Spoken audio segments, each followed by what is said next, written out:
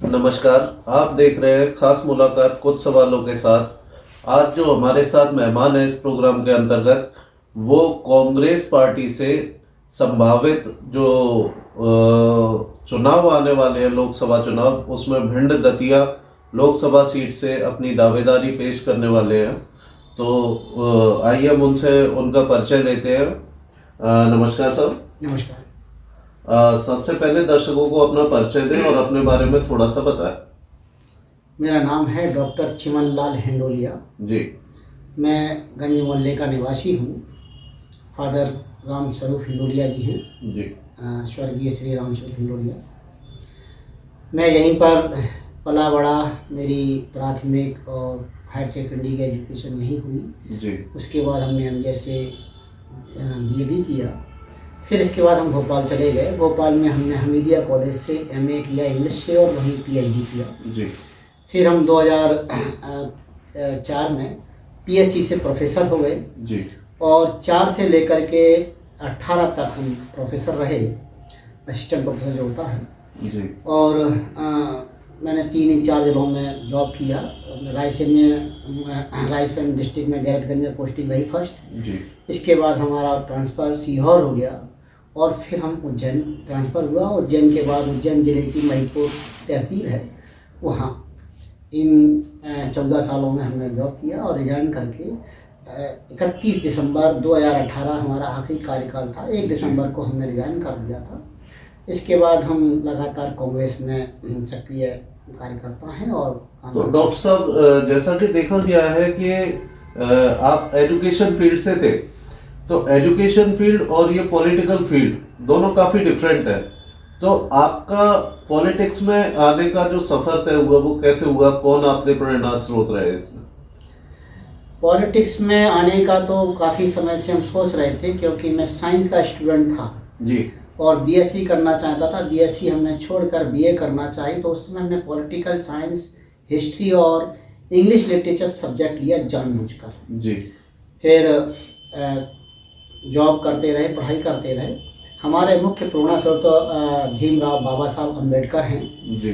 और DSP में जो सुप्रीमो रहे मान्यवर कांशीराम साहब, जिन्होंने अच्छे से पॉलिटिक्स सिखाई। जी। मसीहा तो हमारे बाबा साहब हैं ही, कांशीराम साहब से मैं ज़्यादा प्रेरित रहा, अच्छा, प्रभावित रहा। तो डॉक्टर साहब, जैसे कि कई सारे राजनेता होते हैं जो अलग अलग मुद्दों को लेके अपने चुनाव के लिए एक अपना एजेंडा प्रस्तुत करते हैं, तो आगामी लोकसभा चुनाव के लिए आपका एजेंडा क्या रहेगा? अगर आप जीतते हैं तो जनता को आपसे क्या क्या सौगातें मिल सकती हैं? मैं जीतता हूँ तो सौगातें जनता के लिए बहुत अच्छी ये रही कि मैं एजुकेशन फील्ड से तो हूँ ही जी। तो मुझे एजुकेशन में कॉलेज यूनिवर्सिटीज़ की अच्छी समझ है। जी।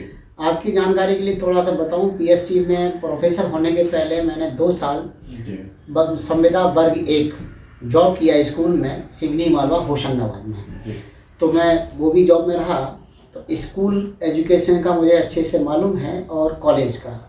तो सबसे पहले तो मैं जो एजुकेशन की हालत ख़राब है और महंगी हुई है, इस पे हमारा विशेष फोकस रहेगा। हम जब भी देखते हैं गवर्नमेंट नया कॉलेज खोल देती है, तो किसी high secondary school, middle school में 2 कमरे लेकर खोल देती है और 1 या 2 स्टाफ लाती, और जहाँ से वो स्टाफ उठाती है वहाँ पर भी नहीं होता। बिल्डिंग होती है लेकिन स्टाफ की बहुत ज़्यादा कमी है। जी। फिर लगातार स्टूडेंट्स कम ही आ पाते हैं, तो उनको सुविधाएँ नहीं मिल पाती। किताबें भी सरकार बहुत लेट देती है, तो मुझे अच्छे से मालूम है। तो मेरा फोकस बहुत अच्छे से रहेगा कि ज़्यादा से ज़्यादा कॉलेज खुलें और उनमें BA, BSc, BCom सब जगह हो। सामान्यतः ऐसा होता नहीं है, और महिलाओं के लिए शिक्षा पर हमारा बेहद जोर रहेगा। एक जी। दूसरा, स्वास्थ्य, यानी कि हम मेडिकल कॉलेज और हॉस्पिटल्स पर विशेष ध्यान देंगे, जिस पर सरकार उतना देती नहीं है। प्राइवेट कॉलेज खोलती है या प्राइवेट हॉस्पिटल्स पे उनका जोर रहता है, ये बिजनेस जैसा हो गया, लेकिन मैं इस पर ज़्यादा जोर दूंगा। तो शिक्षा और स्वास्थ्य। इसके बाद हमारा दिमाग जो काम कर रहा है और जो सोच पा रहा है वो है रिसर्च सेंटर्स। जी। हमारे यहाँ रिसर्च पे बहुत कम जोर दिया जाता है। PhD कर लेते हैं और बहुत और में रिसर्च नहीं होती। तो हम चाहेंगे कि इकोनॉमिक्स फील्ड में लोग रिसर्च करें, कॉमर्स फील्ड में रिसर्च करें, लॉ में रिसर्च करें, जी। साइंस में तो खैर करते ही हैं, साइंस के बहुत सारे रिसर्च सेंटर्स हैं, तो रिसर्च पे हमारा बहुत ज़्यादा जोर रहेगा, तो मेरा रिसर्च सेंटर्स मैक्सिमम खोलूँगा। अच्छा, तो जैसे कि जनता के कुछ मुद्दे हैं, छोटी छोटी ख्वाहिशें होती है, जैसे शिक्षा, स्वास्थ्य, आवास, है ना, तो इनको लेकर कहीं ना कहीं जनता जो है पिछड़ती हुई दिख रही है। इस पर आप जो है, अभी वर्तमान में भाजपा की सरकार है, काफ़ी लगभग 3 पंचवर्षीय से प्रदेश में, मध्य प्रदेश की अगर हम बात करें तो भाजपा की सरकार रही है, तो इसमें आप किसका दोष मानते हैं? सरकार का दोष है या हमारे जो प्रशासनिक ढांचा है उसका दोष है? किसको आप दोषी मानेंगे? प्रशासनिक ढांचे का कभी दोष नहीं होता, क्योंकि मैं प्रशासन में खुद रहा हूँ जी। दोष मैक्सिमम होता है सरकारों का। योजनाएं सरकार बनाती है, अब वो योजना, कोई भी योजना बनाए सरकार बनाती है, प्रशासन तो लागू कर रहा है। अब उन्हें कैसे भी लागू करवा लें, और एक आदेश आता है और पूरा लागू हो जाता है, ना चाहते हुए भी लागू हो जाता है। प्रशासन इसमें दोषी नहीं होता। नहीं, जैसे देखा गया है कि काफ़ी योजनाएं बीजेपी की तरफ से स्टार्ट हुई है, जैसे कि लाडली बहना योजना एक तरह से इस चुनाव में गेम चेंजर साबित हुई है, ठीक है। लेकिन क्या होता है कि कहीं ना कहीं शासकीय अमले की वजह से योजनाएं जो है जनता तक पहुंचनी चाहिए वो नहीं पहुंच पाती हैं, तो इसके लिए प्रशासन दोषी या सरकार? पूरी तरह सरकार दोषी रहती है, प्रशासन कभी दोषी नहीं होता।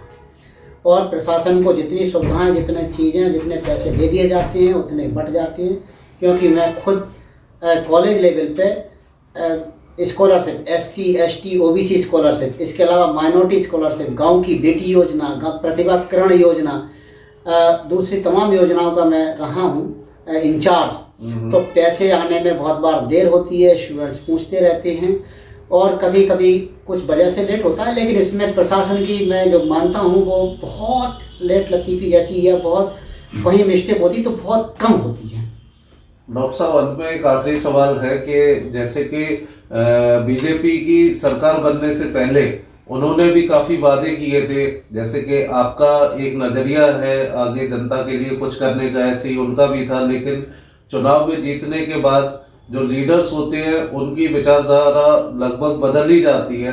तो यदि आप जो एजेंडा लेके चले हैं, आपका ये नज़रिया चुनाव जीतने के बाद बदल जाता है, तो इस पर आप क्या कहेंगे?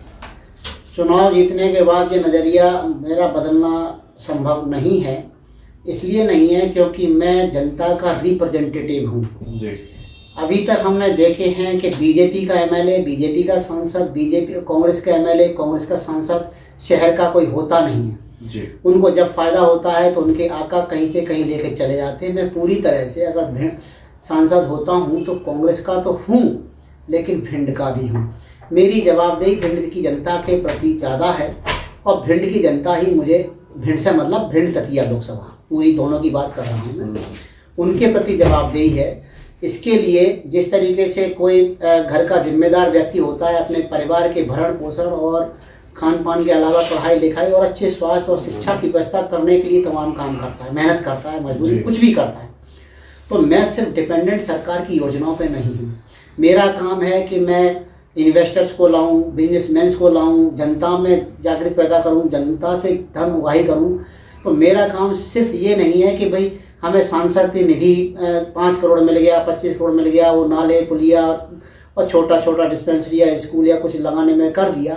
नहीं, हम ये बनाएंगे तो इसके लिए मुझे पूरे देश का भ्रमण करना पड़े, विदेश का भ्रमण करना पड़े, मैं सब काम करूँगा। बहुत बहुत धन्यवाद डॉक्टर साहब, आप हमारे प्रोग्राम में आए, अपना कीमती समय दिया, बहुत बहुत धन्यवाद। धन्यवाद, थैंक यू।